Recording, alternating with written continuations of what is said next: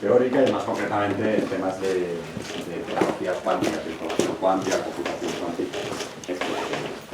Bueno, muchas gracias, Natalia, porque bueno, yo he sido también organizador, o sea, lo digo por experiencia, y no me tomaba tantas molestias, o sea, yo dejaba ahí al speaker que se las apañara como pudiera, y bueno, más o menos la cosa funcionaba, pero bueno, es de agradecer que hayas tomado el trabajo y el esfuerzo de organizarlo también. El placer es mío.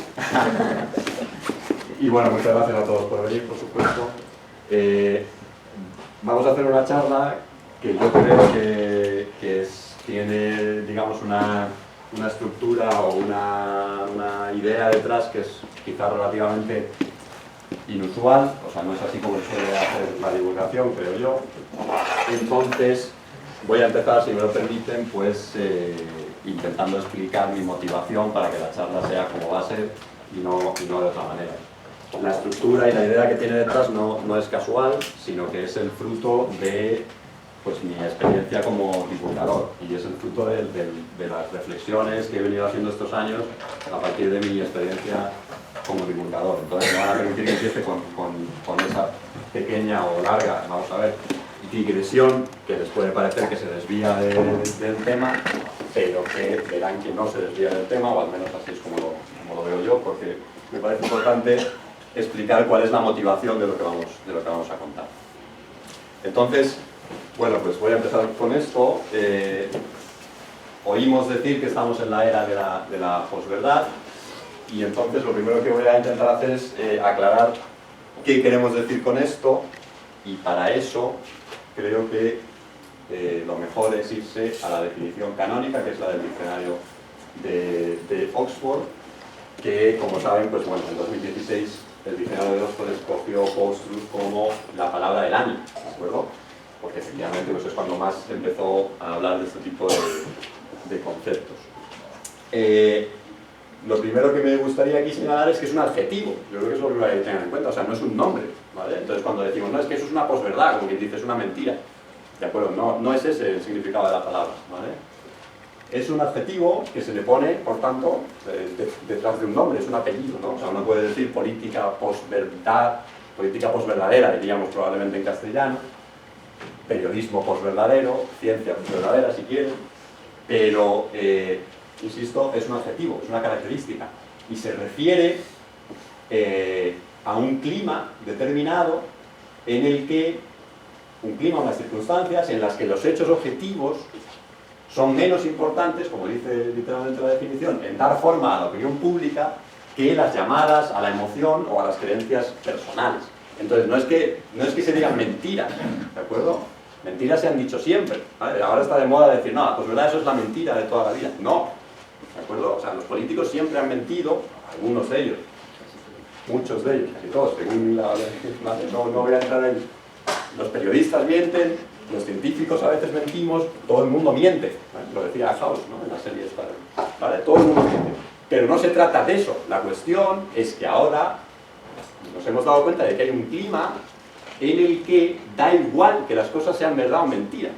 Esa es la cuestión. La gente puede mentir impunemente sin que nadie le pida cuentas por ello porque da igual, ¿de acuerdo? A través de las redes sociales o del medio que sea, pueden colocar su mensaje sin que nadie o nadie de manera efectiva les pueda rendir cuentas por ello. Eso, y no otra cosa, es la posverdad, ¿de acuerdo? Entonces, a mi juicio, aunque es un fenómeno que ha explotado modernamente, bueno, lo que ha ocurrido es que se ha acabado un poco, digamos, el cachondeo o la tolerancia con esto, porque hemos visto los efectos desastrosos que está teniendo en el mundo, ¿no? Pero es el resultado de muchos años donde, digamos, el concepto de verdad objetiva, de hechos objetivos, se ha ido desprestigiando, ¿de acuerdo? Entonces, a ver, por ejemplo, estamos oyendo todos los días esta cosa del relato, ¿no? O sea, ahora los posmodernos y tal tienen la cursilería esta del relato, ¿no? O sea, la batalla del relato, nos dicen, y cosas así, tal. Entonces aquí se puede decir cualquier cosa. La política es relato, la ley es relato, la historia, el asunto, relato, ¿de acuerdo? Aquí se trata de la batalla del relato, ver quién tiene el mejor relato, ¿no? Da igual que detrás del relato haya algo verdadero o no, ¿de acuerdo? Esto es lo que estamos oyendo todos los días. Todo esto de mi verdad, ¿no? Yo te digo mi verdad, eso lo llevamos oyendo décadas. No, yo es que te digo mi verdad, oye, ¿a mí qué es tu verdad? ¿De acuerdo?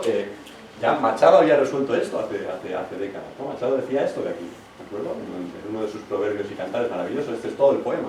Tu verdad, no, la verdad, y ven conmigo a buscarla. La tuya, guárdatela, claro, ¿de acuerdo? Entonces, a mi juicio,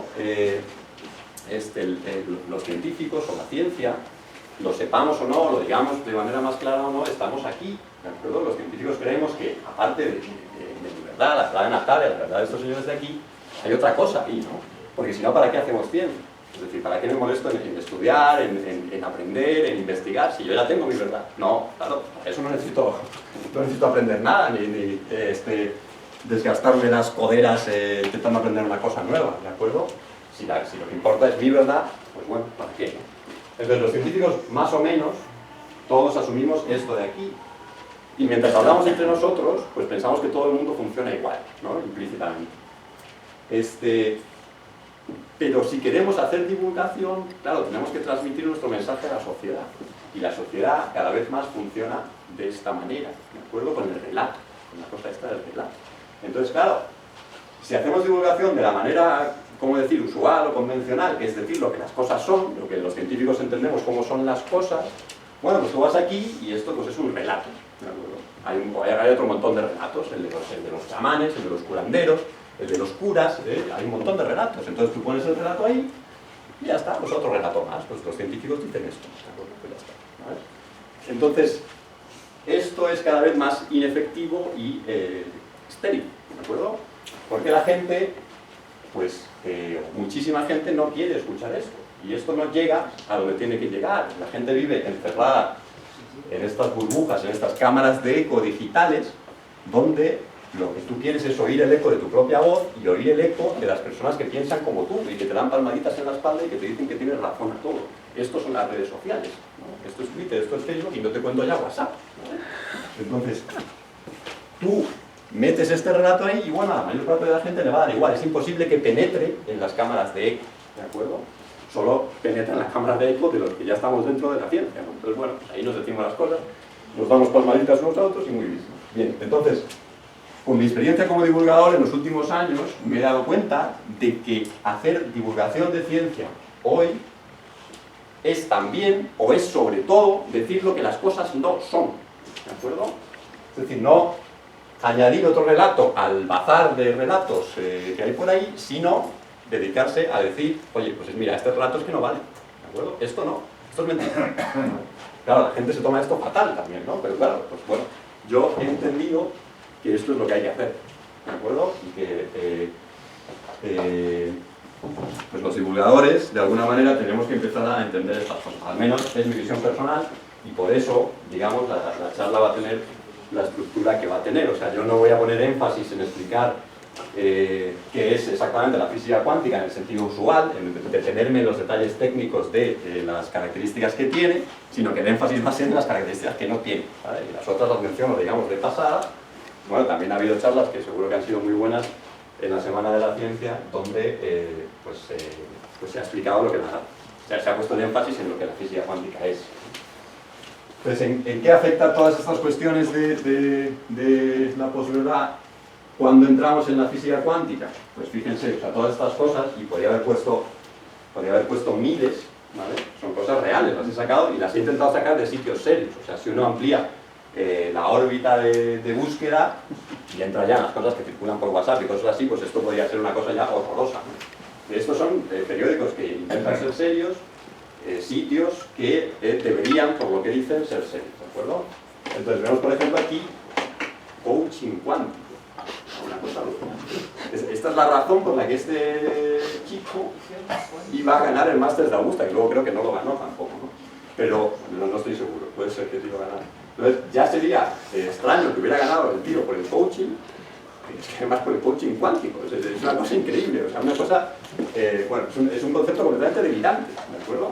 Pues esto no solo existe como concepto, sino que un señor que tiene la obligación de informar a los demás, resulta que te ponen titulares, coaching cuántico, la razón por la que tengo que ganar el máster de Augusta, una cosa alucinante. Esto de aquí también es un titular de un medio de comunicación relativamente serio, ¿vale? No voy a ensañarme diciendo los nombres. Un ejecutivo de JP Morgan que salta al vacío porque busca la inmortalidad cuántica. ¿De acuerdo? Creo que no tengo nada que añadir ya a esto. Bien, esto, un tema que me tocó bastante personalmente, un curso del Escorial del verano pasado, o sea, de este verano, del 2018, organizado por mi querida Universidad Complutense, que es una cosa que da una señora, artista, sobre dibujo. El título es Arte, Mística y Cuántica, Teorías y Prácticas. Entonces uno lee el programa y resulta que, bueno, se supone que es un curso de dibujo, pero bueno, están haciendo, y no exagero, o sea, esto es literal, lo pueden encontrar por internet, están anclando el aura, reequilibrando sus energías, cosas así. Y la explicación para este disparate es la física cuántica. Bueno, dicen que como la física cuántica tal, pues bueno, entonces en lugar de dibujar, tiene que estar anclando el aura. Entonces, es una cosa alucinante. Y esto, bueno, estos son palabras de la artista que estaba a cargo de este curso, o que dio el curso, organizado por un profesor de Bellas Artes de la Universidad Complutense de Madrid. ¿De acuerdo? Y aquí explica cómo la física cuántica, bueno, si toman la paciencia de leerse este trozo de aquí, pues verán que es un, en fin, un galimatías en el que se mete física cuántica, matemáticas, no sé qué, para decir una serie de cosas, ninguna de las cuales tiene ningún sentido. ¿De acuerdo? Ningún sentido. Yo denuncié esto en mi blog con escaso éxito. Solo me gané amenazas de demandas y cosas. Bueno.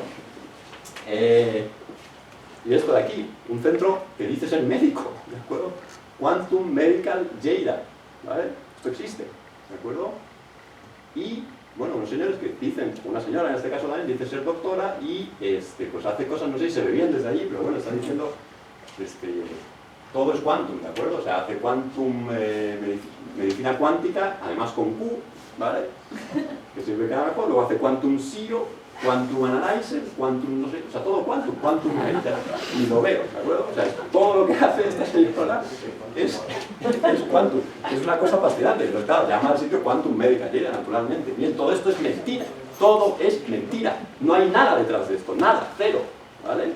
¿De acuerdo? Entonces, bueno, me ha alegrado mucho ver, yo ayer o antes de ayer, el gobierno ha anunciado, veremos si lo consigue o no, ha anunciado una ofensiva contra las pseudociencias, que entiendo que parte de la ofensiva consiste en que no puede haber un centro médico que diga, que tenga la palabra médico en el título y que esté haciendo esta versión 2.0 del curanderismo, de la chamanería o de la brujería, ¿de acuerdo? No puede ser que ocurra eso. Y entiendo que tampoco puede ocurrir que una universidad pública, ¿vale?, con el prestigio que tiene la Universidad Complutense, se dedique a organizar cursos donde se promocionan supercherías pseudocientíficas como esta. ¿De acuerdo? Entonces espero que, en la medida en que sea posible, pues estas cosas se vayan acabando. ¿De acuerdo? Todo esto, ¿vale?, y muchas cosas más, ¿de acuerdo? Muchas cosas más que no me caben aquí, que ya tampoco sería demasiado prolijo, pero hay gente que justifica los inexistentes efectos de la homeopatía, los justifican con la física cuántica. Un montón de cosas. Prácticamente todo está justificado vía física cuántica. Bien, todo esto es mentira. Y aquí siempre me gusta recordar una frase de un personaje de una obra de teatro de George Bernard Shaw, que decía, este personaje decía, bueno, no tienes más que mencionar la teoría cuántica y la gente tomará tu voz por la voz de la ciencia y se creerá cualquier cosa. ¿De acuerdo? Esto es de los años 30 del siglo pasado, ¿vale? 1930 y tantos.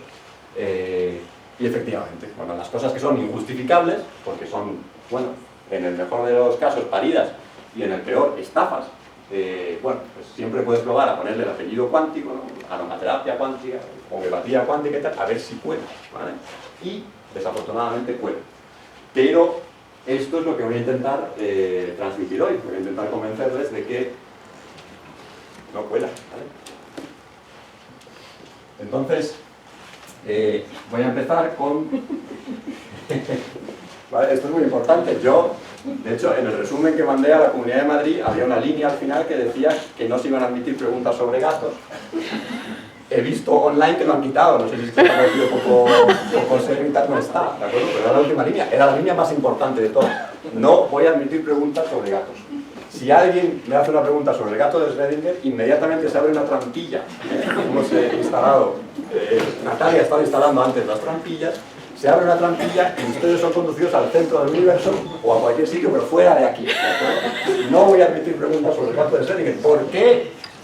Porque la física cuántica no habla de gatos, ¿de acuerdo? O sea, son muy bonitos, pero no. ¿Vale? La física cuántica no habla de esto. ¿De qué habla la física cuántica? Pues, hombre, siempre, toda la vida se nos decía, ¿no? Bueno, son sistemas, es el mundo de lo pequeño, de lo microscópico, de lo submicroscópico, ¿vale? Son sistemas de pocas partículas, unos pocos electrones, unos pocos fotones, unos pocos átomos, esas cosas, ¿no? Modernamente hemos visto que se puede ir un poco más allá, ¿vale? Y se pueden conseguir sistemas un poquito más grandes, no gatos, ¿vale? Pero sistemas un poco más grandes, que pueden llegar al milímetro, a unos pocos milímetros, que efectivamente están regidos por la física cuántica, pero son en condiciones muy especiales de laboratorio. En concreto, por ejemplo, son temperaturas muy bajas, las más bajas que se pueden conseguir. Esto está cerca de lo que se llama en física el cero absoluto de temperaturas, ¿no? Y esto no es que refresque un poquito, no sé qué, no, es que son menos 273 grados centígrados, ¿de acuerdo? Entonces, imagínense a un gato, ¿vale?, a menos 273, no se puede, ¿de acuerdo? No se puede, y por eso los gatos no están regidos por la física cuántica, ¿vale? ¿Y qué es lo que sí está regido por la física cuántica? Pues, por ejemplo, esto, que evidentemente no es tan bonito, ¿vale? No puede protagonizar tantos vídeos de YouTube o tantas cosas de WhatsApp, pero pues tiene la ventaja de que esto sí es física cuántica. Esto son las tripas, es, digamos, el interior de un ordenador cuántico, del ordenador cuántico de IBM. Esta cosa de fuera es lo que se llama el refrigerador de dilución, que está ahí precisamente para alcanzar estas temperaturas tan bajas, ¿vale? Entonces todo esto, le han quitado la carcasa de fuera que pone IBM, estamos viendo lo de dentro, pero toda esta estructura de fuera sirve para enfriar a estos señores aquí pequeñitos, ¿vale?, que son los qubits, los bits cuánticos, o sea, los ladrillitos del ordenador. O sea, esto es lo que realmente es el sistema cuántico. Son unas cosas muy pequeñitas, de unos milímetros, y eso ya es lo más grande que puedes conseguir, ¿vale? Y unos milímetros cada uno de ellos. Y luego el reto y el desafío es conseguir que todos ellos, o sea, cada vez más, un número cada vez más grande de qubits, de esos bichos ahí pequeñitos, puedan interaccionar de manera que la física cuántica siga valiendo y pues cada vez más número de qubits para poder hacer operaciones más complejas con el ordenador cuántico, ¿vale? Y eso no es sencillo, ¿de acuerdo? Aquí, pues IBM ahora mismo anda por, no sé qué corresponde esta foto exactamente, porque tienen varios modelos. IBM anda por 50 qubits y ya es un reto increíble en el que se invierte muchísimo dinero y muchísimo tiempo y energía. Pero esto sí, esto es física cuántica, esto es tecnología real, verdadera, hecha con sistemas cuánticos, ¿vale? Pero claro, no es un gato, ¿no? Bien. La siguiente característica, ¿de acuerdo? Y esta yo se lo he oído decir también a divulgadores y también a gente que sabe, y creo que en ese caso es más, creo, pereza y querer explicar las cosas de manera que se entiendan, pero es impreciso, no es cierto, ¿de acuerdo? Las cosas en física cuántica no están en dos sitios a la vez. Eso no tiene sentido. En física cuántica, lo que sí es cierto es que bueno, digamos, en la física de todos los días, que los físicos llamamos clásica, en la oposición a la física clásica es la no cuántica, digamos, las propiedades de las cosas están bien definidas. O sea, yo puedo decir, pues Natalia está en esa posición de ahí. Son las 5 y 21 y 23 segundos, ¿de acuerdo? Todo esto son números, son datos bien definidos. Naturalmente, todo tiene un pequeño error. Yo si quiero ser más preciso y no decir Natalia está ahí, sino Natalia está en tal punto de tal, pues tengo que hacer una medida, ¿no? Y tendré que sacar un metro, una regla, lo que sea. Todas estas medidas llevan siempre un pequeño error según la precisión del sistema que esté usando. El reloj, naturalmente, tiene un error en la medición del tiempo, ¿de acuerdo? Pero estos errores, estas imprecisiones, pues de alguna manera son tecnológicos, ¿no? O sea, uno siempre puede concebir o puede pensar que se podrían construir, si no necesita, sistemas de medida cada vez más y más precisos, ¿no? De manera que la dificultad no es de principio, no es teórica, la dificultad es simplemente tecnológica. En la física cuántica no es así, ¿vale? Por muy preciso que sean mis sistemas de medida, la probabilidad entra como cuestión de principio, no como cuestión tecnológica. Las propiedades no están definidas, no toman valores bien definidos. Hay funciones de probabilidad, por decirlo así. Entonces, si imaginan que esto de aquí representa las posiciones en el espacio, digamos, x1, x2, x3, lo que sea. Bueno, esta función te dice la probabilidad de que la partícula que estés considerando, el sistema cuántico que estés considerando, esté en cada uno de estos sitios. Entonces vemos que no es que esté bien definida en un solo punto, sino que está bien definida en toda una región del espacio. En concreto es más grande aquí. Esto quiere decir que será, lo más probable es que se encuentre aquí, pero también tengo una probabilidad alta de encontrarla alrededor de este pico, y tengo una probabilidad alta de encontrarla, bueno, tengo una probabilidad cada vez más baja de encontrarla aquí, pero también una cierta probabilidad de encontrarla aquí, ¿de acuerdo? Son probabilidades, ¿vale? Pero no es que la partícula esté en todas partes, sino que yo, la máxima información que puedo conseguir sobre el sistema en general es probabilística, ¿de acuerdo? No puedo estar seguro de, y no por una cuestión, no por una limitación mía, sino por una característica de la teoría, no puedo estar seguro de dónde está la partícula. Sí puedo hacer una medida, ¿de acuerdo? Puedo coger un aparato de medida y medir la posición o lo que quiera que sea esta magnitud física que tiene una probabilidad asociada. Puedo hacer una medida, puedo coger un aparato de medida y medir. Y entonces la respuesta siempre, siempre, siempre, siempre es un resultado definido, ¿de acuerdo? Jamás se ha hecho un experimento en física cuántica que me diga, que yo coja y tengo un aparato que me dice dónde está una partícula y me diga, está aquí y aquí a la vez, ¿vale? Jamás ha ocurrido eso, siempre me va a decir, está aquí. ¿Qué pasa? Que había una probabilidad de que este resultado no fuera este, sino que fuera otro, ¿de acuerdo? Pero cuando tiene sentido responder a la pregunta, ¿dónde está la partícula?, es cuando yo mido y digo, ¿dónde está la partícula? Bueno, pues cuando tiene sentido, resulta que la respuesta es siempre definida, ¿vale? Después de hacer una medida, la partícula está en un sitio, está ahí, ¿de acuerdo? Entonces, en general las propiedades no están definidas. Si hago una medición siempre tengo un resultado bien definido. Entonces decir que las cosas están en varios sitios a la vez, pues yo creo que es un poco porque esta idea que les acabo de explicar es complicada de transmitir, pero lo sé, y quizá resulta más atractivo o tal, pues decir, no, pues es que están en dos sitios a la vez. Es que con esto puedes empezar a decir estas cosas que se dicen sobre la física cuántica, ¿no? También los divulgadores, ¿no? Fascinante, misterioso, ¿verdad? No, extraño, tal, estas cosas que dicen, bueno, que siempre hacen correr el reloj, ¿no? Pero bueno, no, o sea, no, son cosas que están chulas y que mucha gente nos hemos dedicado años a estudiar, pero no, misterioso, no sé, es física, ¿de acuerdo? Fascinante, bueno, pues según, ¿no? En fin, no sé, ¿de acuerdo? Entonces, y voy a hacer énfasis en que esto que acabo de decir, ¿de acuerdo?, con las palabras que le acabo de decir, no es una cuestión de interpretación, ¿de acuerdo? No es un relato, ¿de acuerdo? No, yo no les quiero contar aquí ningún relato, ¿de acuerdo?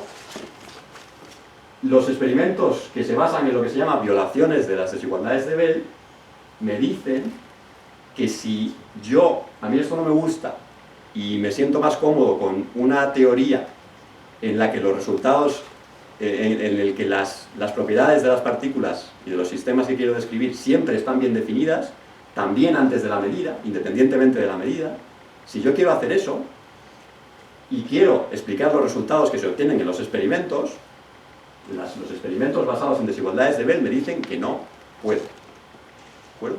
No puedo. Si no me gusta la teoría cuántica, me tendrá que gustar otra en la que las propiedades estén igualmente indefinidas antes de la medida, porque eso es lo que me están diciendo ya desde hace décadas los experimentos, ¿de acuerdo? No es interpretación. ¿De acuerdo? Pueden preguntar en cualquier momento, naturalmente, y después, naturalmente, abriremos también el turno de preguntas. Sí. ¿Y qué es eso que se dice de un electrón puede estar en varios sitios, pero tú cuando lo mides le obligas a definir su posición?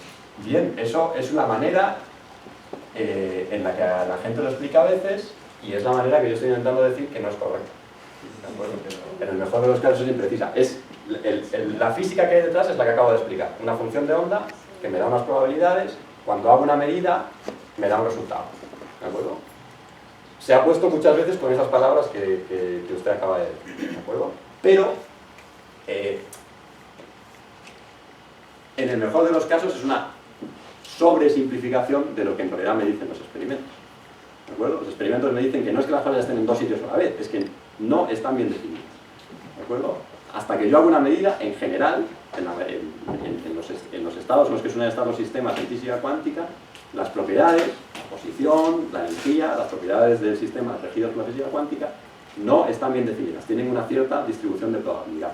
Y esa distribución de probabilidad, pues usted le puede poner las palabras de, no, es que está en todos estos sitios. Bueno, ok, lo puedes ver así, pero no es lo que me dicen los experimentos, ¿de acuerdo? Y insisto, precisamente todos estos experimentos de desigualdades de Bell, tanto también en los periódicos y tal, que dicen, no, esto es para demostrar que Einstein se equivocaba. No, hombre, no. Einstein ya murió hace muchos años, ya nadie está interesado en demostrar que Einstein se equivocaba o se dejara de equivocar, ¿de acuerdo?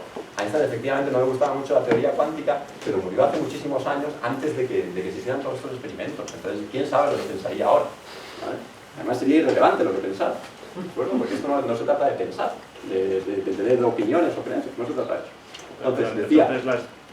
Las teorías que antes de la medición la partícula es un campo, una función de onda, entonces no se puede clasificar como partícula antes de hacer la medición. Claro, decir la partícula es una función de onda siempre es... ¿no? Bueno, depende de lo que queramos decir. La partícula está descrita por esa función de onda. O sea, el máximo conocimiento que yo puedo tener sobre la partícula viene dado por esa función. Pero cuando una vez ya haces la medición ya colapsa en una... Exacto. Una vez que haces la medición hay esa cosa que llamamos así colapso de función de onda, que quiere decir que la partícula ya no está en este estado en el que estaba descrito por una función de onda probabilística, sino que pasa a estar descrito por una función de onda que solo toma un valor concreto en un sitio determinado. Pero ni siquiera tendría mucho sentido decir que está en dos sitios a la vez, porque al estar en diferente posición, el tiempo para una posición nunca podría ser igual que para la otra. Entonces... Claro, es que precisamente cuando uno intenta darle un sentido real a esta frase de las cosas están en dos sitios a la vez, se dan cuenta de que en realidad es un sinsentido, ¿de acuerdo? En el mejor de los casos, insisto, es una idealización que tú haces sobre el sistema, pero efectivamente es que si piensas en lo que significa que una cosa esté en dos sitios a la vez, ¿vale? Pues, en fin, no aplica a la situación real. Como tú dices, bueno, ¿cómo va a estar en dos sitios si para ir sabemos que para que una cosa vaya de un sitio a otro está la velocidad de la luz implicada, nada puede transmitirse instantáneamente, etcétera, etcétera? Están todas esas cuestiones ahí. No es necesario, ¿de acuerdo? O sea, no es necesario hacer todas estas idealizaciones. Es un intento de traducir lo que dice la física cuántica al lenguaje de todos los días, digamos, a mi intuición, a la física clásica. No es necesario. Más que dos sería en todo el sitio donde estás midiendo bueno, esa... Claro, todos en el caso, ¿no? Cuando decimos esto estamos pensando, cuando la gente dice esto, está pensando en que en lugar de tener esta cosa de aquí tendríamos pues una cosa que solo toma dos valores. Luego tengo una grafiquita con 2 puntos, ¿no? Una gráfica que es 0 en todas partes pero solo tiene 2 puntos por ahí, ¿no? Está pensando en eso, pero en realidad eso pasa en ocasiones. O sea, hay propiedades que tienen 2 valores, pero la situación general es, por ejemplo, si estás pensando por ejemplo en la posición, es que tienes una función de onda que te da una probabilidad en una región muy extendida del espacio, muy extendida para lo que es el tamaño típico de los sistemas, ¿no? Pero que te dice que tienes una probabilidad de estar en una cierta región del espacio. Entonces, si hablamos de sitios y de puntos, quiere decir que están todos los puntos a la vez. ¿Y eso qué demonios? ¿No? Cuando hablamos del comportamiento como onda, no como partícula, y entonces hablamos del experimento de la doble rendija, estamos pensando que de alguna manera la onda sí está en los dos sitios, porque es una onda que abarca como el espacio. Insisto, usted lo puede pensar así, yo no lo veo necesario, en cualquier caso no es lo que me dice el experimento, es una manera de intentar explicar el experimento, ¿de acuerdo? Pero no se puede decir las cosas están en dos sitios a la vez, incluso en la doble rendija, que siempre decimos, no, es que cómo ha hecho para que, pues tiene que haber pasado por la primera y la segunda rendija a la vez. Sí, pero no tienes forma de saber eso, porque cuando pones un detector para ver si pasa por la primera o la segunda rendija, has cambiado el experimento y solo ves que pasa por uno. Entonces, decir que ha pasado por los dos sitios, bueno, es una manera de intentar traducir lo que nos dice la física cuántica al lenguaje de todos los días, pero no es necesario. La física cuántica, los electrones, no tienen por qué ser como nosotros en pequeñito. ¿De acuerdo? Pueden ser otra cosa. Todas estas confusiones vienen de intentar decir, no, el electrón tiene que ser o una onda o una partícula. Si es las dos cosas, pues ¿cómo va esto? ¿No? Entonces, pues tiene que estar en dos sitios, no sé qué. Yo tenía, mi primer profesor de física cuántica nos ponía el siguiente ejemplo. Decía, bueno, esto es como me parece que mencionaba un lord inglés, lo sacó de algún cuento o alguna cosa, no lo recuerdo. Pero ponía el caso, es como si un señor que ha vivido toda su vida en Inglaterra y lo que ha visto ahí en su granja de tal son cerdos y caballos, ¿de acuerdo? Y entonces hace un viaje a África, ve los hipopótamos y escribe una carta a su familia diciendo, mire, aquí hay unos animales muy raros que se comportan a veces como cerdos y a veces como caballos, ¿de acuerdo? Entonces mi profe Guillermo García Alcaine decía, no, es que no es que sean a veces cerdos, a veces caballos, son hipopótamos. Entonces, el electrón no es a veces una onda y a veces una partícula, es un electrón. Y tiene las propiedades del electrón. Y lo que tiene que hacer el físico es decir cuáles son las propiedades del electrón. Claro, si lo que intenta es traducirlo al lenguaje de... No, es que, claro, a ver, el electrón tiene que ser o esto o aquello. Y entonces, como no es ninguna de las dos cosas, tengo que empezar a hacer todo este galimatías. Bueno, es la necesidad de intentar traducirlo a otro lenguaje para explicarlo. Lo que a mi juicio genera este tipo de confusión. ¿De acuerdo? Pero insisto, no me gustaría confundir, es decir, hemos discutido un poco sobre cómo decir las cosas, ¿vale? Pero también he insistido en que lo que acabo de explicar no es cuestión de interpretación, ¿de acuerdo? Es decir, si uno intenta describir una teoría, intenta usar una teoría para describir los experimentos en el que las propiedades de las partículas están bien definidas antes de que lo mida, ¿vale? Ya sabemos que eso es imposible. Es imposible explicar los experimentos de los sistemas que están regidos por la física cuántica con teorías de estas más sensatas en las que las cosas tienen valores bien definidos, ¿de acuerdo? Incluso aunque tuvieran dos valores bien definidos a la vez, ¿vale?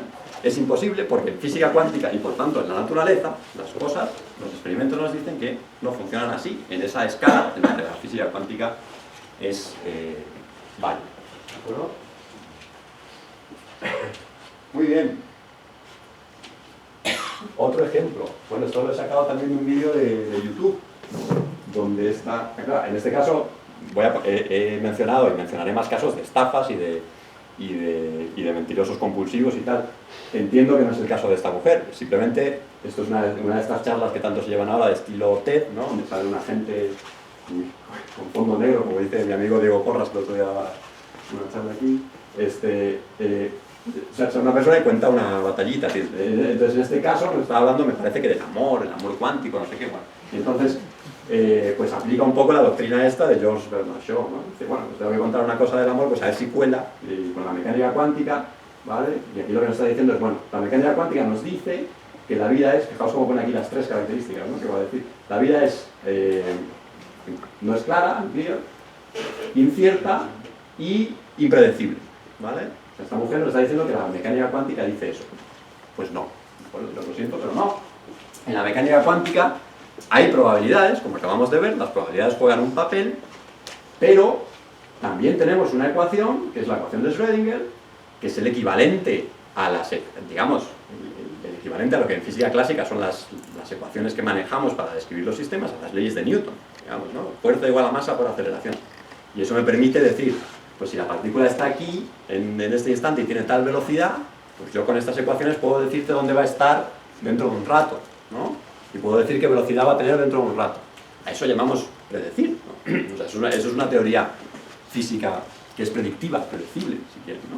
Bueno, la mecánica cuántica es igual, hay una ecuación que me dice cómo evolucionan las probabilidades. O sea, esa función que antes les he enseñado, si está regida por una ecuación de Schrödinger, pues dentro de un tiempo esa forma de la probabilidad puede cambiar, ¿de acuerdo? Pero yo con mi ecuación me la puedo calcular, ¿vale? Entonces, no es que aquí pueda pasar cualquier cosa, como parece sugerir este vídeo, y es tan habitual, ¿vale? Podría haber escogido 100 o 500 vídeos de YouTube donde se dicen cosas de este estilo, ¿vale? No es que aquí se abra una caja de Pandora donde vale todo y de repente todo es impredecible y tal, entonces pueden pasar cosas mágicas y el amor y no sé qué y tal, la conciencia. No, es que, bueno, las probabilidades juegan un papel, pero, bueno, tengo una ecuación que me permite predecir cómo evolucionan esas probabilidades. Tanto en física clásica como en física cuántica hay sistemas más complicados cuyas características hacen que sean sistemas que llamamos caóticos, ¿no? Donde, no voy a entrar en demasiado detalle con eso, pero donde o bien el famoso efecto mariposa, ¿no? Una pequeña modificación de las condiciones iniciales hace que no pueda predecir con una precisión que sea útil, ¿vale?, el comportamiento del sistema un poquito más en el instante de tiempo siguiente, digamos, ¿no? O sistemas que directamente tienen ecuaciones tan complicadas que no son resolubles o que no hay manera de entenderlas y que me predicen cosas caóticas, ¿de acuerdo? Eso pasa tanto en física clásica como en física cuántica. Podemos encontrar ejemplos en los dos tipos de sistemas. Por tanto, la impredictibilidad o lo que sea no sería una característica de la física cuántica si ya la encontramos también en sistemas de la física clásica. En aquellos sistemas que son predecibles, tanto la física clásica como la física cuántica se comportan igual. Las ecuaciones nos rigen la evolución de las propiedades que estamos describiendo. Ahora, si el sistema es muy complicado o por cualquier otro motivo no tengo esa facilidad para describir la evolución, bueno, pero eso me puede ocurrir tanto en física clásica como en física cuántica. Así que si yo quiero buscar una caja de Pandora con la que justificar mi charla TED, no tengo por qué ir siempre a la física cuántica. ¿Vale? Bien. Y esta, yo creo que es quizá la más importante, porque en esto, de una manera u otra, están basadas todas estas estafas que he descrito al principio y que seguiré insistiendo. O sea, todos estos estafadores que dicen que la física cuántica cura, de alguna manera, se están basando en una tergiversación y una manipulación de la propiedad real que sí que tiene la física cuántica, que es un poco la que ya hemos descrito. El hecho de que primero las propiedades están indefinidas, hago una medida y pasan a tener un valor bien definido. Esto, por pereza o por ganas de hacerse simpático o lo que sea, los físicos durante muchas décadas hemos dicho es que el observador influye en lo observado, cambia en la observación. ¿Por qué? Porque usamos en un sentido que nosotros entendemos la palabra observer y observable, ¿vale? Y lo traducimos al español como observador y observable, ¿de acuerdo? Pero cuando esto se lo contamos, digamos, fuera de los círculos académicos, la gente lógicamente entiende que estamos empleando el mismo sentido que se usa cotidianamente para observar, que es esencialmente mirar, ¿de acuerdo? No es así. En la física cuántica el observador no es un señor que mira, ¿de acuerdo? Es un aparato de medida que realiza una medición de una cierta propiedad física, aquí he puesto unos ejemplos de energía, spin, posición, en un sistema que está regido por las leyes de la física cuántica.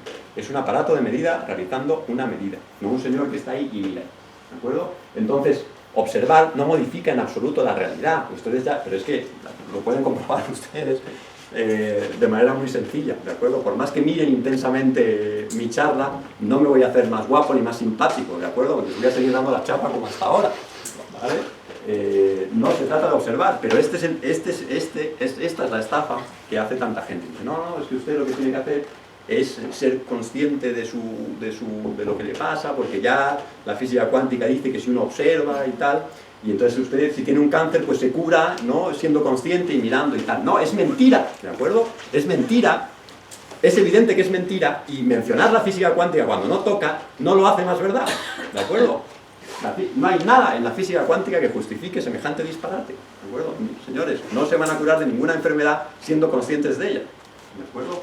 Y entonces, estos estafadores recurren a este tipo de argumentos pues para ver si cuelan sus estafas, y desafortunadamente cada vez han estado colando más todos estos años. Confío en que se haya acabado la barra libre, como decíamos antes, y esto empiece a decaer, pero ha habido muchos años y ha habido mucha gente que ha caído en esto.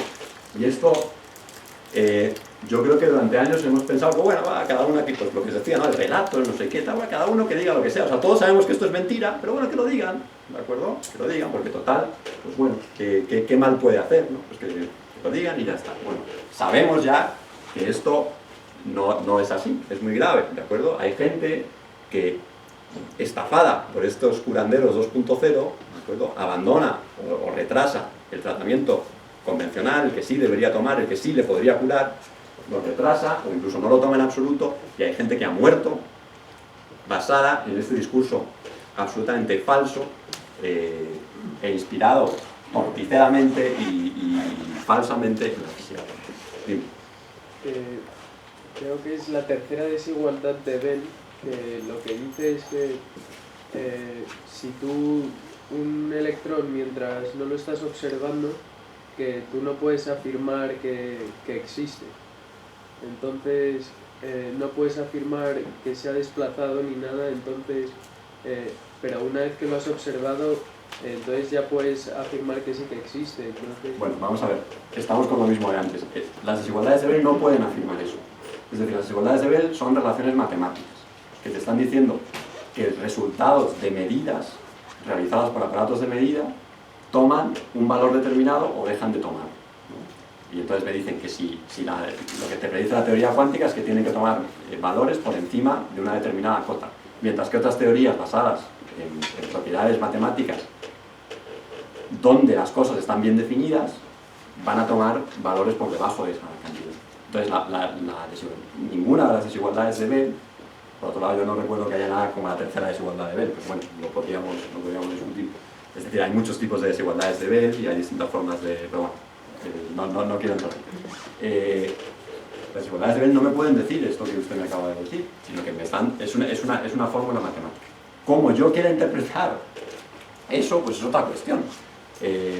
Entonces, bueno, pues de la manera en la que claro, es decir, es imposible que una fórmula matemática me dice que una cosa no existe, ¿de acuerdo? No hay nada en los experimentos que me pueda decir que el electrón no existe antes de que yo mida. Es sencillamente una proposición no física, ¿de acuerdo? Uno, si se insiste en usarla, pues la puede usar, pero no hay nada en los experimentos que me pueda decir que un electrón no existe. Entonces, lo que dice el experimento es que el electrón tiene una función de onda que toma distintos valores, que tiene una probabilidad de tomar distintos valores. Si uno quiere decir, bueno, eso es que no existe porque existir significa tomar valores bien definidos y no sé qué, bueno, ok, pero todo eso ya es interpretación. Pero el modelo de la doble rendija de Wheeler, lo que se observa es que después de que haya pasado por una de las dos rendijas, puedes modificarlo de forma que estás alterando el pasado de la propia partícula. No. Me vienen bien las preguntas, porque efectivamente, estas son cosas que usted ha leído por ahí. De nuevo, no tengo tiempo de desmontar todas, pero de nuevo, eso es una manera en la que a veces se explica determinadas modificaciones del experimento de doble rendija. Es una manera absolutamente falaz de explicar el experimento de doble rendija. No es, te puede parecer. Son experimentos tan raros que puede parecer que lo que estás haciendo es modificar al pasado, pero ¿cómo vas a modificar? ¿Me explico? No es lo que nos dice en el experimento. En el mejor de los casos es una interpretación. Pero se han hecho experimentos de tipo doble rendija con fotones que venían uno de una galaxia y otro de una galaxia lejanísima. Y la elección del setup experimental entonces se hace creo que millones de años después de que el fotón haya sido emitido en cada una de las galaxias. Entonces, ¿cómo tu elección del setup experimental va a modificar el pasado? En fin, no es así, ¿de acuerdo?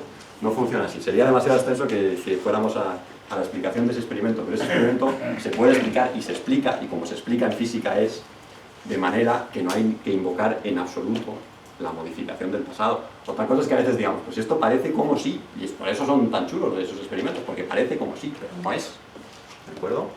Y todos los físicos que han explicado eso, si leemos su explicación, en algunos casos, probablemente desafortunadamente, han mencionado o han usado como eslogan o como título modificación del pasado, pero si uno va a la letra del experimento y a lo que dice realmente el experimento y a la propia explicación detallada del experimento, se encuentra con que no es eso. Es como sí, pero no. ¿De acuerdo? Lo que ocurre es que hay un montón de... O sea, esto que estoy diciendo es así, pero seguirá habiendo montones y montones de blogs y de sitios y incluso de medios de pseudocomunicación que seguirán poniendo pseudo noticias donde sigan usando este lenguaje. Yo lo sé, y esto es un poco el gran dilema que he explicado al principio y sobre el que he intentado construir esta charla. Es así, es muy difícil. Yo entiendo que muchos van a ver, bueno, este es el relato de este señor, me está contando el cierto. Bueno. Perdón, sí, digo. No, iba a decir que a lo mejor lo que abre camino a tantas interpretaciones es que no se sabe exactamente el mecanismo de pasar de la probabilidad a lo de exacto. Entonces, como no se sabe el exacto mecanismo de colapso, entonces la gente se toma la libertad de especular de lo que está pasando ahí realmente. Correcto, asumiendo que haya algún tipo de mecanismo oculto de colapso que yo, es decir, aquí yo creo que volvemos a lo de antes, es decir, es mi necesidad de intentar explicar las cosas en el lenguaje de todos los días, ¿de acuerdo? Por eso decimos el colapso de la función de onda, bueno, pues, y entonces, como la función de onda colapsa, pues tendrá que haber algo que lo cause y que todavía no he encontrado. Todo parece indicar que no, es decir, los experimentos de desigualdades de Bell, no lo he dicho hasta ahora, pero estas teorías que yo he intentado describir con palabras se llaman teorías de variables ocultas, precisamente porque introducen la hipótesis es, ok, la física cuántica llega hasta aquí, pero hay alguna otra cosa ahí, que es una variable oculta, que se comporta de manera más sensata, está bien definida, etcétera, etcétera. Bueno, los experimentos han descartado consistentísimamente las variables ocultas.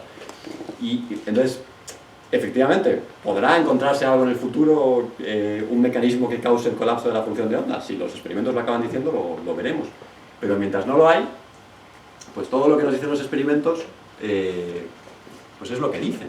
Y bueno, pues podemos pensar cómo lo interpretamos cada uno, pero es ahí donde nace la tensión, ¿no? En el momento en que yo quiero decir cómo traducir colapso de función de onda a la física un poco de todos los días. Pues es que a lo mejor no tiene ninguna traducción y lo que tenemos que hacer es dar una lista de las propiedades de la física cuántica, una de las cuales es el colapso de la función de onda, que a lo mejor entenderíamos mejor si fuéramos del tamaño de un electrón y nos moviéramos a la velocidad a la que se mueve el electrón. ¿De acuerdo? Lo que parece es que ha habido una necesidad histórica, hasta por los grandes científicos, de intentar explicar esto. Bueno, por supuesto. Cuando el mismo Feynman decía que entienda el experimento de la rendija, entiende la física cuántica, o el mismo para acercar a la gente, o yo no sé si porque lo creía o porque matemáticamente llegaba a que eso funcionaba, hablaba de las múltiples historias y la suma de historias y demás, entonces de alguna manera daba lugar a pensar que realmente había varias historias. Claro, supongo que su foro interno sabía que no, que era una manera de decirlo, pero parece que ha habido una necesidad histórica de los científicos de explicar cómo funciona algo que parece que no se debe explicar, sino simplemente remitirse a dividir las fórmulas y ya está. Correcto, tiene usted toda la razón y efectivamente esa necesidad histórica ha existido porque, claro, lógicamente empiezan a aparecer cosas que contrastan con la física de todos los días y es lógico que para entendernos y sobre todo para explicarlo a los demás, pues tengas esa tensión. Ahora bien, y esto es uno de los mensajes de la charla, ha pasado ya un siglo, llevamos desde los primeros experimentos, el efecto fotoeléctrico, la radiación del cuerpo negro, ha pasado más de un siglo ya. Ha pasado muchas décadas donde estas cosas pues eran más cuestión de interpretación, de discusión y tal, pero esto ha evolucionado mucho. Llevamos ya décadas dándole vueltas a esto. Ha llegado un punto en el que la física cuántica lo que está haciendo es producir nueva tecnología, que va a tener un impacto en nuestras vidas importante. Entonces, seguir explicando la física cuántica de la manera usual en la que retrocedemos siempre al minuto cero y contamos lo que dijo Einstein, lo que dijo Feynman hace 50 años, o 100, 80, lo que dijo Wigner, lo que dijo el otro, de acuerdo, es que todas esas cosas se han visto superadas. Y bueno, es perfecto, yo puedo estudiar la historia y explicar un approach histórico a esta cuestión, pero si el mensaje que va a quedar, y yo creo, una de mis moralejas es que yo creo que la divulgación, como vivimos en esta era de la posverdad y del relato, la divulgación está obligada a dar cada vez mensajes más nítidos, porque cuando hay estos estafadores que están sacando dinero de la gente diciéndole sin ningún complejo, ni ninguna duda, ni ninguna cuestión histórica, le están diciendo no, es que usted observa y cambia la realidad y se cura del cáncer. Cuando esto se dice, pues los divulgadores yo creo que tenemos que dar mensajes que no sean muy ambiguos. Entonces cuando nos enredamos con la historia, con las interpretaciones, con las discusiones, con cosas que los experimentos ya han descartado, bueno, pues yo creo, modestamente, que hemos llegado a un punto en el que podemos ya meter con todo el rigor y la tranquilidad del mundo, podemos meter la física cuántica naturalmente en el saco de las teorías físicas bien entendidas, bien explicadas, que sirven para producir nueva tecnología. Esto lo vamos a ver, lo estamos viendo y lo veremos cada vez más estos años. Y no tenemos que andar siempre presentándola como una cosa rara, misteriosa, que tiene unas propiedades, que la gente discute y no sé qué. Sí, hay discusiones sobre toda la física también, o sea, siempre hay cuestiones abiertas, siempre hay gente que tiene interpretaciones, teorías, pero en la física clásica nunca explicamos todas estas cosas, nos vamos a las leyes de Newton y tal. Pero en la física cuántica como no es la de todos los días, nos sentimos siempre obligados a hacer preguntas que con la física clásica no hacemos. ¿Por qué la fuerza es igual a masa por aceleración? Pues porque lo dice la segunda ley de Newton. Está muy chulo pensar sobre eso, pero al final, en fin, te la crees porque la puedes demostrar experimentalmente y porque sabes lo que es la fuerza, lo que es la masa y lo que es la aceleración, lo haces todos los días. En cambio, ¿por qué la ecuación de Schrödinger dice lo que dice? Es la derivada de... ¿Por qué? No sé, creemos que esa pregunta tiene más sentido, nos sentimos obligados a preguntarla. Bueno, pues porque los experimentos demuestran que es correcta. ¿De acuerdo? El famoso cállate y calcula. Pues no lo quería decir tan... no lo quería decir tan así porque lo que no me gusta del Shut Up and Calculate es que sugiere que los físicos no pensamos, es cállese y calcula. Es una manera de un poco que está asociada a la interpretación tradicional de la mecánica cuántica, que es la de Copenhague, ¿no? En la que decían, bueno, olvidaos de todas estas cosas, no penséis en la interpretación, simplemente cállate y calcula. Me gusta parte de esa frase, pero no quiero que se entienda que eso quiere decir que los físicos no pensamos en estas cosas y somos gente que solo nos dedicamos a hacer numeritos y tal. Naturalmente es muy bonita la física cuántica y está muy bien pensar y tener estas discusiones, ¿de acuerdo? No querría mandar un mensaje, salvo con lo del gato de Schrödinger, en el que prohíba este tipo de... o crea que no tienen valor o que son acientíficas, no sé, en definitiva. Pero lo que sí creo es que esto tiene digamos, un ámbito y luego hay que tener también unos mensajes muy claros, sobre todo cuando nos dirigimos a según qué foro. Hay que dar unos mensajes nítidos y no confundir tanto a la gente. Entonces yo me he dado cuenta, con mi experiencia de divulgador, de la enorme confusión que hay sobre la mecánica cuántica en capas inmensas de la sociedad y cómo está todo mezclado y lo que decía Einstein, y lo que decía el otro, y lo que decía tal, cosas que está bien que la gente las sepa, pero además tiene que saber cuál es la respuesta correcta a los asuntos y no andar siempre diciendo, es que el otro decía, es que... Muy bien. Bueno, pues pasamos a la siguiente, faltan pocas ya. Esta es una que también me interesa mucho porque es muy común y porque afecta directamente a las cosas en las que más he investigado yo, y es que la información no viaja más rápido que la luz. Ni la información cuántica ni la clásica viaja más rápido que la luz. Esto se debe a una confusión sobre el significado de lo que se llama el entrelazamiento cuántico, ¿no? El quantum entanglement, que tan popular se ha vuelto, que sale en las películas, en las series, en todo, y de nuevo es lo mismo. Tú dices en una peli de esta de ciencia ficción que hay entrelazamiento cuántico y eso te vale lo mismo para un roto que para un descosido. Puedes justificar cualquier disparate a partir de ahí. Bueno, en una peli está bien, ¿de acuerdo? Bueno, o según el gusto que tenga cada uno. A mí no me desagrada que en la ciencia ficción se diga cualquier disparate. Depende del sentido del disparate. Por ejemplo, me gustaba mucho el condensador de flujo que decían en la traducción al español de Doc, ¿no? De Regreso al Futuro, que no tiene ningún sentido, pero oye, pues está chulo. En fin, la peli es muy buena y te lo crees. O sea, la interpretación de Christopher Lloyd es tan buena y el guión es tan bueno que dices, ok, pues venga, pues Flux Condensator, ¿no? Lo que sea. Muy bien. Entonces, como decía, bueno, pues hay grandes malentendidos sobre lo que en realidad significa el desplazamiento cuántico y no voy a entrar en demasiado detalle, pero para el que no lo haya visto nunca, el desplazamiento cuántico así con las manos consiste en que yo puedo tener ahora dos sistemas con estas características, es decir, que tengo un sistema que tiene alguna magnitud, un sistema, un electrón, un fotón, una partícula, ¿no? Tiene alguna magnitud física que tiene una cierta probabilidad de tomar ahora solo dos valores, ¿de acuerdo? Imaginemos que hay una cierta cosa, digamos, el spin de un electrón, la energía, la posición, si quieren, que puede tomar dos valores, digamos, 0, 1, ¿vale? Y tengo otro sistema que puede estar separado, en el que también tengo la misma situación, ¿no? Probabilidad de tener 0, probabilidad de tener 1, digamos. Entonces yo puedo preparar el sistema en determinados estados, es la jerga que usamos los físicos, ¿no? O sea, yo puedo preparar el sistema de manera tal que tengo, por ejemplo, una probabilidad, un medio de que ocurra cada una de estas dos cosas en los dos sistemas, pero entonces hago una medida en uno solo de ellos ¿de acuerdo? Por ejemplo, en este, hago una medida de esta propiedad física, me sale un valor, esto es lo que hemos visto hasta ahora, eso va a cambiar el sistema de manera tal que ahora esa magnitud está bien definida, pero si el sistema tiene entrelazamiento cuántico, la novedad ahora es que también estoy, de alguna manera, cambiando el otro sistema en el que no he medido, ¿de acuerdo? Entonces esto pasa a estar en un estado en el que las dos cosas, la magnitud en los dos sistemas está bien definida. De manera tal que a simple vista uno puede pensar, ostras, pues entonces yo hago una medida aquí, bueno, además esto se suele aderezar con consideraciones fantasiosas, como que un sistema puede estar en un confín del universo y el otro en el otro confín, y cosas así, cosas que nunca hemos visto, pero bueno, pues se dicen y tal. Y entonces dices, bueno, entonces claro, yo hago una medida aquí, y en el otro confín, en las antípodas, ¿no?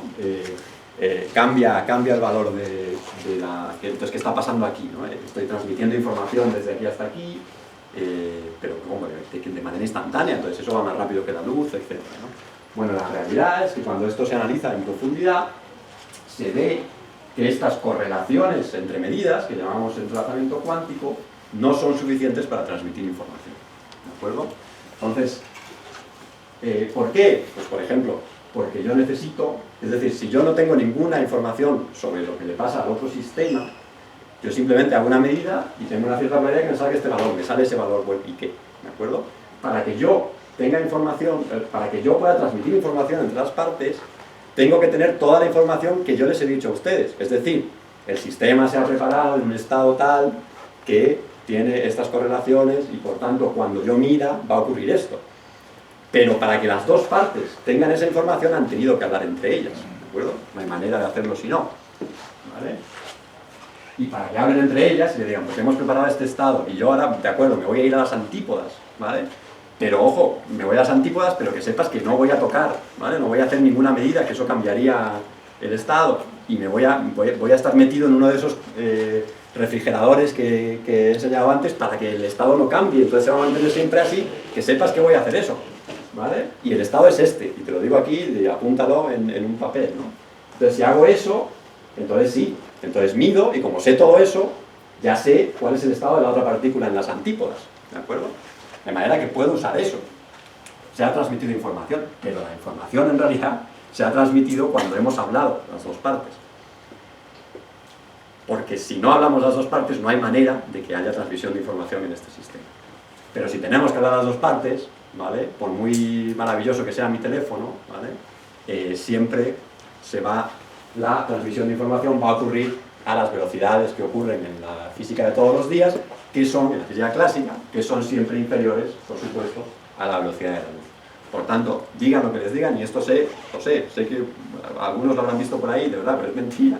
Por mucho que lo vean en blogs y tal, no, ¿vale? La información cuántica no viaja más rápido que la luz, ¿de acuerdo? No, es imposible transmitir información a velocidades superiores a las de la luz, también en información cuántica.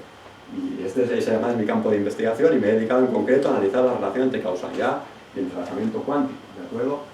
Todas las tareas que se hacen en información cuántica, en computación cuántica, requieren, para hacer cosas efectivas y para que haya una transmisión de información interesante, requieren de comunicación clásica y por tanto de velocidades inferiores a las de la luz. ¿De acuerdo? Pero el cambio a la otra partícula no ha llegado teóricamente antes de la velocidad de la luz. Ese cambio, ¿cómo decirte? Ese cambio no implica ninguna transmisión de nada físico. Es un cambio para aquel que conoce que el estado del sistema es un estado inicial en el que tienes correlaciones entre las dos cosas, que tiene una forma matemática determinada, por así decirlo. Entonces, si tú tienes esa información, digamos, no local, si la tienes y después haces una medida, para ti te parece que hay un cambio en el sistema, porque tienes toda esa información, ¿de acuerdo? Pero eso no implica transmisión de información, eso son correlaciones, porque tú tienes información de las dos partes del sistema, ¿de acuerdo? Bueno, correlación quiere decir que hay una relación entre los valores, una relación, digamos, no aleatoria entre los valores. Y correlación quiere decir que si yo he medido, pongamos que el resultado de esta medida es 1, ¿de acuerdo? Yo he medido una cosa y me sale que el spin es 1, pues está el spin para arriba, lo que sea. Eso quiere decir que yo ya sé, porque está correlacionado, que el spin de la otra partícula está también para arriba, o está también para abajo, pero lo sé con certeza. Eso es... Bueno, la correlación está, digamos... Si está para arriba, el otro está para abajo, o sea, sí o sí. Claro, vamos a ver, antes de la medida, ¿de acuerdo? La situación es que tú puedes medir con igual probabilidad, midas lo que midas, vas a medir con igual probabilidad que te sale para arriba o para abajo, en cualquiera de las dos partículas. ¿Vale? Pero una vez que mides, si te sale para arriba, ya sabes que la otra está para arriba. ¿De acuerdo? Esa es la correlación. Esa correlación, digamos, está escrita en la manera en la que has preparado el estado, en la que has preparado el sistema. O sea, tú preparas el sistema para que tenga correlaciones y entonces sabes que la forma matemática de escribir ese sistema es tal que va a tener esta propiedad. Digamos que las correlaciones están codificadas en la manera en la que está preparado el sistema de dos partes. ¿De acuerdo? Pero si yo no sé eso, o sea, la manera de transmitir información sería, ok, yo te doy a ti y a usted le doy un spin y yo me voy con mi spin allá y no sabemos nada más. Y entonces usted hace una medida y quiere saber cómo está mi spin en las antípodas. Bueno, eso es imposible a no ser que yo le haya dicho a usted cuál es el estado. Es decir, que le haya dicho, no, hemos preparado las cosas de esta manera y entonces este sistema contiene un trazamiento cuántico, entonces que sepa usted que si yo me voy allá y no le hago nada más, ¿vale? Entonces de alguna manera me tienes que creer, o yo le tengo que marcar a usted información todo el rato, mensajes de SMS diciendo que no he tocado el sistema, y además sigue siendo cuántico, no lo he puesto, no he aumentado la temperatura, digamos. Si tengo toda esa información, entonces sí, hago la medida y sé, sin necesidad de mirarlo, que en las antípodas mi spin tiene un valor determinado. Pero si nunca hubiéramos hablado, usted no podría saber el valor de mi spin. Entonces, ¿dónde está en realidad la transmisión de información? Que usted y yo nos hemos comunicado y hemos hablado. Entonces, no hay misterio en ese sentido. Entonces, se tiene que... Para que yo pudiera concebir un experimento en el que realmente usted pudiera averiguar a velocidades más grandes que la de la luz el valor de mi spin sin mirarlo, si hablamos es trampa. Eso hace necesariamente que la cosa sea inferior a la velocidad de la luz. ¿De acuerdo? Eso es verdad, y en la teleportación cuántica se necesita esa comunicación. Eso es. Pero al menos sí debemos admitir que el universo parece que, de acuerdo con los experimentos y la desigualdad de Bell, es que no es local. Eso Claro, parece sí. que en definitiva sí se admite. Otra cosa es que la comunicación como definición... No. Pero es que aquí hay confusión de lenguaje también. No local, si lo que me quiere usted decir es que no local es que hay correlaciones no locales, que es lo que acabo de escribir, esto es indiscutible. Si con no local quiere decir que se transmite algo físico a velocidades superiores a la de la luz o a velocidades instantáneas, entonces no. ¿De acuerdo? De hecho, no es que está demostrado lo contrario, es que tenemos resultados, tanto experimentales como teóricos, muy fuertes que dicen con claridad lo contrario. ¿De acuerdo? No hay transmisión de información hacia su veneno. No local, en el sentido de que hay correlaciones, de acuerdo. De hecho, es lo que acabo de explicar. Hay correlaciones que son no locales, afectan a distintas partes de sistemas que pueden estar separados. Me están echando ya. Me queda, que a lo mejor no me da tiempo ya a explicarla con detalle, pero que quede el mensaje. La física cuántica tampoco dice que haya universos paralelos. Esto lo decimos mucho. Esto es simplemente una interpretación, y además es una interpretación minoritaria de la teoría, pero es completamente indemostrable por definición. O sea, es imposible que una teoría física pueda decir ¿de acuerdo? Porque por definición yo no puedo hacer experimentos en el otro universo y los resultados del otro universo no se me pueden comunicar. Por tanto, eso no es algo que diga la física cuántica. Es algo que han inventado los señores, lo digo con todo el respeto, ¿de acuerdo?, para sentirse cómodos con las propiedades de la teoría. O sea, como todo esto de las probabilidades, o sea, esto de que tú miras y te salga un resultado con una probabilidad de 1 medio, bueno, pues esto, digamos que no lo admiten, no se sienten cómodos con esa manera de ver las cosas. Entonces dicen, ok, yo es que esto no entiendo, como que si hago una medida y me sale para arriba, pues ha ocurrido esto en este universo mío, pero hay otro universo en el que ha salido para abajo, entonces no hay probabilidades, las dos cosas ocurren, ¿de acuerdo? Muy bien, pues lo mismo podríamos haber dicho que un angelito ha batido las alas y tal, es decir, son cuestiones que, bueno, son interpretaciones, entran en el terreno de... No le he puesto una cruz roja como antes, le pongo un interrogante, pero ojo, no un interrogante en el sentido los interrogantes que podemos contestar los científicos con el método científico son interrogantes, bueno, pues que podemos contestar pues otro tipo de disciplinas, también muy válidas, pero no son cuestiones científicas. Entonces no se puede decir que la física cuántica diga que hay universos paralelos. Jamás un experimento ha demostrado eso y jamás un experimento podrá demostrar eso. Si hay gente que se siente más cómoda con esta interpretación, que a mí me parece particularmente extraña, pues bueno, okay, pues que se sientan cómodos, que haya cada uno con sus cosas. Muy bien, y pues nada, como ya me están echando, no voy a insistir mucho con las conclusiones, yo creo que he sido bastante claro. Todas las supuestas aplicaciones, estas alternativas, ¿no?, de la física cuántica, todo esto del coaching, todo esto de las terapias, la medicina, están basadas en distorsiones, en mentiras, en tergiversaciones de lo que realmente es la física cuántica. Todo esto es falso, ¿de acuerdo? Y me gustaría que se fueran a casa con la idea de que la física cuántica es ciencia bien establecida, es simplemente una parte de la física que describe unos ciertos sistemas físicos, pero es ciencia completamente bien establecida. Por tanto, no puede amparar, no puede servir como soporte para supercherías y estafas pseudocientíficas. Y no puede abrir la puerta a una manera distinta, alternativa, mágica de pensar, una alternativa al pensamiento científico. ¿De acuerdo? Y por último, un poco de publicidad, ¿de acuerdo? Este es mi blog en investigación y ciencia, en la plataforma Silog, donde me dedico a... Aquí es donde acumulaba esa experiencia de divulgador a la que me refería, ¿no? Con los artículos que he hecho y los comentarios, la interacción con los lectores, pues me he ido dando cuenta de determinadas cosas y determinados mitos y creencias que circulan en torno a la física cuántica. Pues lo pueden encontrar si van aquí a esta plataforma o pueden directamente poner cuantos completos Carlos Sabin en Google o lo que sea. ¿De acuerdo? Esta es la dirección. ¿Cuántos completos? Es un pequeño chistecito, ¿de acuerdo? ¿Vale? Muchas gracias, Carlos.